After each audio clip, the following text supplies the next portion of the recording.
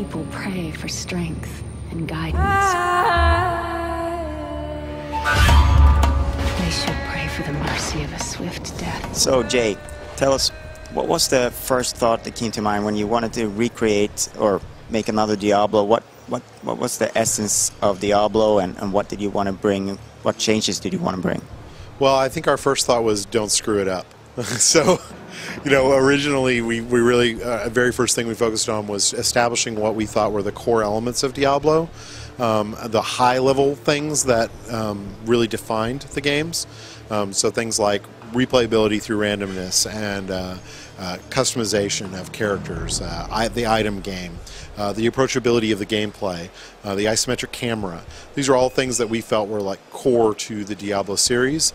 And then once we figured that out, we really focused on, okay, what do we want to make better or add to the game? One of the first ones was that we really wanted to make a better action game. We felt like there was a lot of depth that we could explore by looking at other action games that, you know, we liked. And then also make a better role-playing game by doing, again, the same thing. Is look at what other role-playing games are doing, provide better quests that affect gameplay more, provide more storytelling within the world, and, you know, allow the player to really feel like their actions have a context and their character is a real entity who lives within the world. So if in terms of gameplay, you said you wanted to make a better action game. What kind of things more specifically would that be?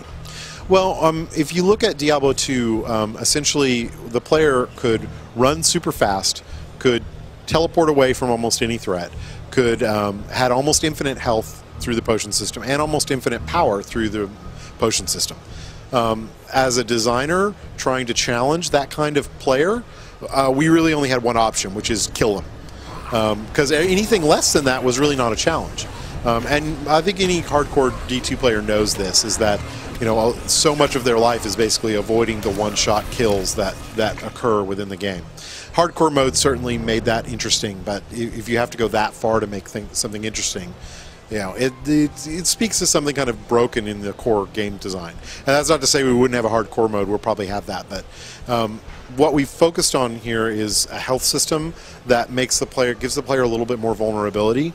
So we took out the potion system. We do have potions in the game, but they're a lot less powerful than they used to be. And essentially what the player has to do is we drop these health globes off of enemies. And they're probably about a 25-35% drop chance, and they don't affect treasure at all. But they drop off of enemies, and then you have to pick them up to recover health.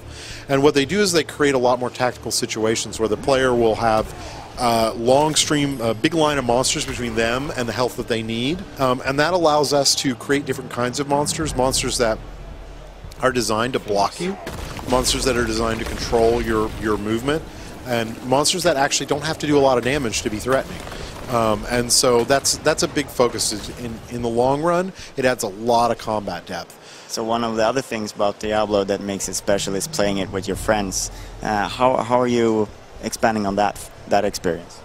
Well, cooperative play is one of our big focuses. When we defined the core of what Diablo was, cooperative play was one of those things.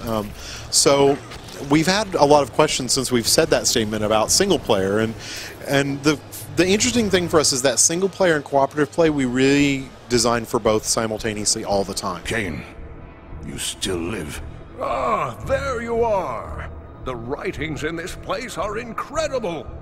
Come, stay a while and... It is time for shedding our enemy's blood, not idle talk. No one ever listens. So it's not that one's more important, it's that we always make sure that every system works for both. Every skill works for both. But we think about how can this skill be beneficial in cooperative play versus how can it be beneficial in single play.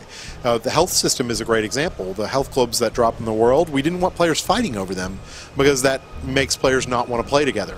So whenever you pick up a health globe, it not only heals you, it heals any players who are near you.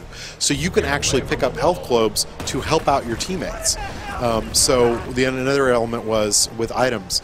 In Diablo 2, there was a lot of fighting over items because items would drop and whoever got to it first got it. We didn't want any kind of situations like that we feel really harmed the cooperative game more than helped it. And certainly there are some players who liked that, and there is a fun element to trying to get to the item first. And it's also a bonding experience when you actually play with someone who allows you to pick the stuff that you need. And exactly, but you know, far more often than the person who's nice to you is the person who takes all your loot and leaves the game. And that just makes you not want to play with other people. And so we're really trying to avoid any kind of system that makes players not like each other. And so that in cooperative play, we really focus on a system that allows people to play together. Now eventually we'll put in PvP systems that are more dedicated as well, and we don't really have any kind of details about that now, but we'll make those, you know, just as hardcore and competitive as a lot of our other Blizzard games, so that players who just want to screw the crap out of each other will have a place to go and do it.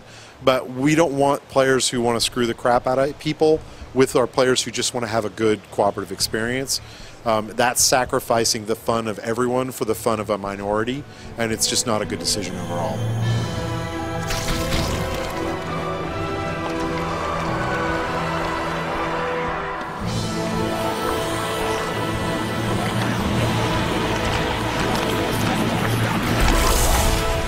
So I'm sure you've been asked this question a lot of times today, but the color scheme and the petitions from some of the fans that didn't like the color scheme and the tone of the new game, what is your response to that, and how do you feel?